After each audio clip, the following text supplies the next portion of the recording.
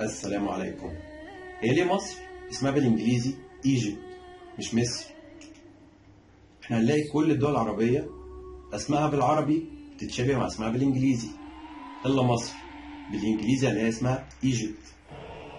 مصر على مر التاريخ كان بيطلق عليها اسماء كتيرة جدا، زي كيمت بمعنى الارض السوداء او الارض الخصبة نسبة لرسوبة وادي النيل، او ديشرت بمعنى الأرض الصحراوية، أو حوت كابتاح بمعنى بيت الإله بتاح.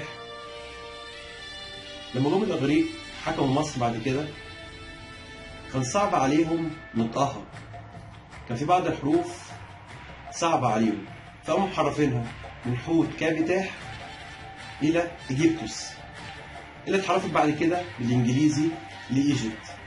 من هنا عرفنا ليه مصر اتسمت بالإنجليزي لإيجيبت.